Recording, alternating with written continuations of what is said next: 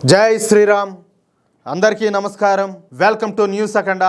నేను మీ కస్తూరి శ్రీధర్. మిత్రులారా, 1947లో భారతదేశ విభజన సమయంలో మానవ చరిత్రలోనే అత్యంత ఘోరమైన అతిపెద్ద వలసలన్నీ కూడా జరిగినాయి.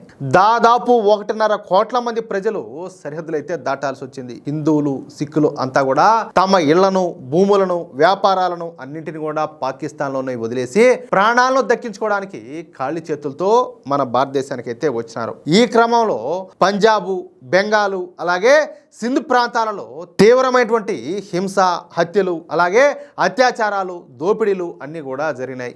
ఈ ఘోరమైన హింసాకాండలో 15 లక్షల నుంచి 20 లక్షల మంది వరకు హిందువులు ప్రాణాలు కోల్పోయినారని చెప్పేసి ఒక అంచనా. చూసారా? అంటే మాకు మత ప్రాతిపదికన, అంటే మా ముస్లింలకంటూ ఒక సపరేట్గా ఒక దేశం కావాలని చెప్పేసి పాకిస్తాన్ తీసుకున్నారు. ఓకే, మంచిదే, సంతోషమే. కానీ అక్కడి నుంచి ఎవరైతే మన హిందువులు, సిక్కులు వీళ్ళంతా ఎవరైతే ఉన్నారో వాళ్ళందరినీ కూడా భారతదేశానికి పోవాలని చెప్పేసి మొత్తానికి అనౌన్స్మెంట్ అయితే ఇచ్చారు. కేవలం కొంతమందిని మాత్రమే, అంటే వాళ్ళ పాయకానాలు, వాళ్ళ రోడ్లు క్లీన్ చేసడానికి కొంతమందిని నిరుపేద హిందువులు మాత్రం అక్కడ ఉండించుకొని మిగతా వాళ్ళందరినీ కూడా అక్కడి నుంచి తరిమేశారు.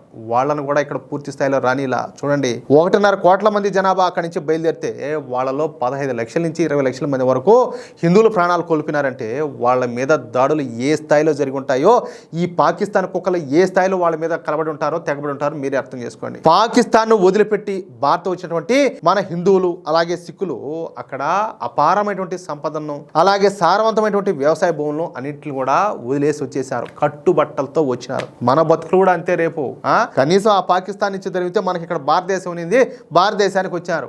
మనం ఏ దేశానికి పోవాలా? రేపు ఇప్పుడు 2047లో ఒక టార్గెట్ పెట్టుకొని పనిచేస్తున్నారు వాళ్ళు జిహాదీగాళ్ళంతా కూడా. 2047 కల్లా ఈ దేశాన్ని ఇస్లామిక్ దేశంగా మార్చాలని చెప్పేసి అధికారం వాళ్ళ చేత లేకపోతే, వాళ్ళ జనాభా అనేది పెరిగితే అప్పుడు మన పరిస్థితి ఏంది? అప్పుడు మనం ఎక్కడికి పోవాలా? సచ్చినట్టు మతం మారాలా, లేకపోతే వాళ్ళ చేతలో కుక్క సాగు చావాలా? ఇది లేదు, ఏది కాదనుకుంటే మనమంతటా మనమే ఆత్మ బలిదానాలు చేసుకోవాలా, అంతే. మరొక మార్గం అయితే లేదు. సరే, దీనికి విరుద్ధంగా ఇప్పుడు అదే మారిగా మన భారతదేశం నుంచి కొంతమంది పాకిస్తాన్కి విన్నారు కదా ముస్లింల, వాళ్ళు ఇక్కడ వదిలేసి వెళ్ళినటువంటి ఆస్తుల విలువ చెప్పాలంటే చాలా తక్కువ. పంజాబ్ అంటే పాకిస్తాన్లో కూడా పంజాబ్ ఉంది కదా, అక్కడ అంటే ఆ పంజాబ్ రాష్ట్రం నుంచి హిందువులు అలాగే మన సిక్కులు వదిలి వచ్చినటువంటి వ్యవసాయ భూములు భారత్ వైపు ఈ ముస్లింలు వదిలి వెళ్ళినటువంటి భూముల కంటే దాదాపు చెప్పాలంటే ఒక రెట్టింపు, అంటే డబల్ సారవంతమైనట్టు అనమాట. ఈ లాహోరు, కరాచీ, రావల్పిండి వంటి నగరాల్లో పెద్ద పెద్ద వ్యాపారాలు, బంగ్లాలు, విద్యా సంస్థలు, అలాగే బ్యాంకులు మన హిందువుల చేతుల్లోనే ఉన్నాయి. అంటే వాటికి యాజమాన్యం మనోళ్లే. వాటన్నింటిని కూడా మన వాళ్ళు పూర్తిగా వదిలేసి రావాల్సి వచ్చింది. అంతేకాకుండా రాత్రికి రాత్రే కోట్లాది మంది ప్రజలు తమ సొంత ఇళ్లలోనే పరాయి వాళ్ళలాగా, నిరాశ్రయులాగా మారిపోయినారు. దాదాపు 1.5 కోట్ల కంటే ఎక్కువ మంది ప్రజలు ప్రాణ భయంతో సరిహద్దులు దాటి వచ్చారు. రేడియోలో విభజన గీత, అంటే దేశం ఈ విధంగా విభజించబడింది, సరిహద్దులు అని చెప్పేసి ఈ విధంగా ప్రకటించగానే కోట్లాది మంది మేము ఇంతకు ఏ దేశంలో ఉండాము అని చెప్పేసి తెలియక ప్రాణాలు చేతపట్టుకొని పరుగులు తీశారు. రైళ్లు దొరకనటువంటి లక్షలాది మంది ప్రజలు కిలోమీటర్ల పొడవున గుంపులు గుంపులుగా కాలినడకన వచ్చినారు. విభజన సమయంలో ఈ వాహనాలు అలాగే రైళ్లు దొరకనటువంటి లక్షలాది మంది శరణార్థులు ప్రాణాలు దక్కించుకోవడానికి ఎంచుకున్నటువంటి ఏకైక మార్గం ఏదే? కొన్ని మైళ్ళ కొద్దీ నడిచి రావడం. చరిత్రలో దీనిని అత్యంత విషాదకరమైనటువంటి సుదీర్ఘమైనటువంటి కాలినడక వలసగా పేర్కొంటా ఉంటారు. పాకిస్తాన్ నుంచి భారతదేశానికి కాలినడకన బయలుదేరినటువంటి ఈ శరణార్థుల సమూహాలను కాఫిలా అని చెప్పేసి పిలుస్తా ఉన్నారు. కొన్ని కాఫిలాల్లో ఏకకాలంలో 3 లక్షల నుంచి 4 లక్షల మంది ప్రజలంతా కూడా ఉంటా ఉన్నారు. వాళ్ళు నడుస్తూ ఉంటే మైళ్ళ దూరం వరకు కేవలం మనుషులే కనిపిస్తా ఉన్నారు. ఒక్కొక్క కాఫిలా అంటే దాదాపు 45 మైళ్ళు, అంటే 70 కిలోమీటర్ల పొడవున అయితే సాగుతా ఉన్నది. చూడండి, అంటే ఏ రకంలో జనం వస్తా ఉన్నారు అంటే లైన్ ముందు భాగం ఒక గ్రామంలో ఉంటే ఇక చివరి భాగం మరొక 3 గ్రామాల ఆవతలు ఉండేదన్నమాట. ఒక్కొక్క కుటుంబం తమ స్వగ్రామం నుంచి భారత సరిహద్దు దాటడానికి యావరేజ్గా 100 నుంచి 200 మైళ్ళ పాటు కాలినడకనైతే ప్రయాణించాల్సి వచ్చింది. మన హిందువులు ఇళ్ళు వదిలి వెళ్ళేటప్పుడు ఎద్దల బండ్లు లేదా ఈ చేతుల్లో ఎంతైతే పడుతుందో అంత సామాగ్రిని మాత్రమే తీసుకుని అయితే బయలుదేరినారు. ఎందుకంటే ఊరికైనా వచ్చేది కాదు కదా, మళ్ళీ దాని అంతా కూడా మోసుకొని రావాలా. నడవలేనటువంటి ఈ వృద్ధ తల్లిదండ్రులను భుజాలపైన, పసిపిల్లలను చంకల్లో ఎత్తుకొని మైళ్ళ కొద్దీ నడిచారు. ఎడ్ల బండ్లు ఉన్న వాళ్ళు వాళ్ళు వాటిపైన ముసలి వాళ్ళను పిల్లవాళ్ళను కూర్చోబెట్టి మిగిలిన వాళ్ళు పక్కనే నడుస్తా ప్రయాణం అంతా కూడా కొనసాగించారు. ఇక దారి పొడవునా కూడా ఈ పొదల్లోనూ అదేవిధంగా ఈ గ్రామాల్లో నెక్కినటువంటి జిహాదీ ముఠాలు ఈ కాఫిలాలపైన విచక్షణారహితంగా దాడులు చేసి దోపిడీలు, హత్యలకు, అత్యాచారాలకు పాల్పడినాయి. దీంతో పాటు ఈ దారి పొడవునా కలుషిత నీరు తాగడం వల్ల కలరా అదేవిధంగా విరోచనాలు సోకి వేలాది మంది ప్రజలు దారిలోనే చనిపోయినారు. వాళ్లకు అంత్యక్రియలు చేయడానికి కూడా సమయం లేక మృతదేహాలను దారి పక్కనే వదిలేసి వీళ్ళంతా కూడా ముందుకు సాగుతా ఉన్నారు. అంతేకాకుండా 1947 సెప్టెంబర్లో పంజాబ్ రాష్ట్రంలో భారీ వరదలన్నీ కూడా వచ్చినాయి. నడక సాగిస్తున్నటువంటి వేలాది మంది శరణార్థులు ఆ వరదల్లో కొట్టుకోపోయినారు. ఎంత దారుణమో చూడండి. ఈ విభజన పాపం అంతా ఎవరిదే?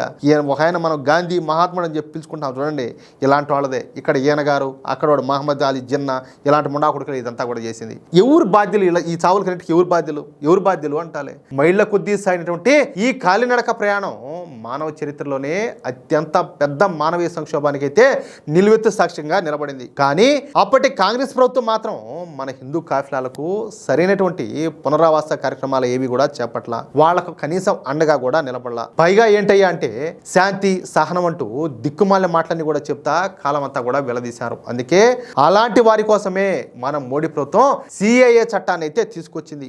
ఈ సిఏఏ అనేది పొరుగు దేశాలలో మతపరమైనటువంటి వేధింపులు తట్టుకోలేక మన భారతదేశానికి శరణార్థులుగా వచ్చినటువంటి ముస్లిమేతర మైనార్టీలకు మన దేశ పౌరసత్వం కల్పించడానికి ఉద్దేశించినటువంటి ఒక ప్రత్యేకమైనటువంటి చట్టం. 1947 విభజన సమయంలో జరిగినటువంటి ఈ వలసల లాగే ఆ తర్వాత కూడా పాకిస్తాన్ వంటి దేశాలలో వేధింపులకు గురై వచ్చినటువంటి కుటుంబాల రక్షణ కోసం ఈ చట్టాన్ని అంతా కూడా తీసుకొచ్చారు. ఈ చట్టం ప్రకారం 31 డిసెంబర్ 2014 లేదా అంతకంటే ముందు భారతదేశంలోకి ప్రవేశించినటువంటి వాళ్లకు వేగంగా పౌరసత్వం అనేది లభిస్తుంది. అయినప్పటికీ దీని మీద కూడా కాంగ్రెస్ పార్టీ కావచ్చు, దాని మిత్రపక్షాలన్నీ కూడా కలిసి రాద్ధాంతం చేసినాయి. పొట్ట చేత పట్టుకొని మన దేశం వచ్చిన మన వాళ్ళను ఆదుకోవడం కూడా పెద్ద తప్పుగా చూపిస్తూ లుచ్చా రాజకీయాలన్నీ కూడా చేశారు. అందులో భాగంగానే ఢిల్లీలో అల్లర్లు కూడా జరిగినాయి. ఈ అల్లర్లలో మరో 56 మంది హిందువులు కూడా చనిపోవాల్సి వచ్చింది. అయినప్పటికీ ఈ సిఏఏ చట్టాన్ని మన కేంద్ర ప్రభుత్వం అమలులోకి తీసుకొచ్చింది. ఈ క్రమంలో ఉత్తరప్రదేశ్లోని మన యోగి ఆదిత్యనాథ్ ప్రభుత్వం శరణార్థుల సంక్షేమం కోసం ఒక చారిత్రాత్మక నిర్ణయాన్ని అయితే అమలు చేసింది. పాకిస్తాన్ నుంచి వచ్చి బిజ్నోర్లో స్థిరపడినటువంటి 1645 హిందూ కుటుంబాలు అలాగే సిక్కు కుటుంబాలకు మన యోగి ఆదిత్యనాథ్ గారు భూమి యాజమాన్య హక్కుల పత్రాలను స్వయంగా పంపిణీ చేశారు. మొన్న 1వ తేదీన అంటే ఈ నెల 1వ తేదీన బిజ్నోర్ జిల్లాలోని ఆలంపూర్ గాంవాడి గ్రామంలో నిర్వహించినటువంటి భారీ బహిరంగ సభలో ఈ పత్రాలను వాళ్ళకందరికి కూడా అందజేశారు. దశాబ్దాలుగా చట్టపరమైనటువంటి గుర్తింపు, భూమి హక్కులు లేక ఇబ్బందులు పడుతున్నటువంటి మన హిందూ కుటుంబాలకు ఈ నిర్ణయం ద్వారా శాశ్వతమైనటువంటి భరోసా అయితే లభించింది. 1947 విభజన సమయంలో పాకిస్తాన్ లో మతపరమైనటువంటి హింస, వేధింపులు తట్టుకోలేక ఎన్నో హిందూ కుటుంబాలు, సిక్కు కుటుంబాలు తమ పూర్వీకుల ఆస్తులను వదులుకొని మన భారతదేశానికి అయితే వలస వచ్చినాయి. ఆ సమయంలో ఈ బిజ్నోర్ పరిసర ప్రాంతాల్లో కేటాయించినటువంటి భూముల్లో ఈ కుటుంబాలు తరాలుగా నివసిస్తా ఉన్నప్పటికీ వాళ్లకు ఆ భూముల పైన చట్టపరమైనటువంటి యాజమాన్య హక్కులు అయితే లేవు. మన యోగ్య ప్రభుత్వం తీసుకున్నటువంటి ఈ తాజా నిర్ణయంతో దాదాపు 12,000 మందికి పైగా వ్యక్తులు డైరెక్ట్ గా లబ్ధిదారులు కాబోతున్నారు. ఈ కార్యక్రమంలో కేవలం పాకిస్తాన్ శరణార్థులకే కాకుండా మరికొంతమంది అర్హులు కూడా లబ్ధి చేకూర్చారు. ఈ సభను ఉద్దేశించి ముఖ్యమంత్రి యోగి ఆదిత్యనాథ్ గారు మాట్లాడుతూ గత ప్రభుత్వాల నిర్లక్ష్యం వల్లే ఈ శరణార్థి కుటుంబాలు దశాబ్దాల పాటు హక్కులు కోల్పోయినాయి, అగచాట్లు పడినాయి. మిత్రులారా, అర్థమైంది కదా?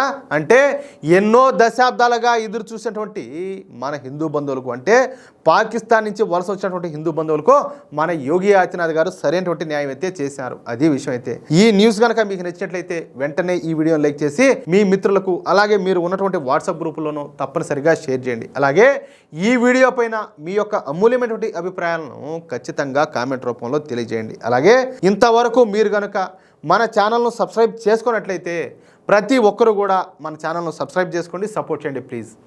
జై శ్రీరామ్, జై హింద్, భారత్ మాతా కీ జై.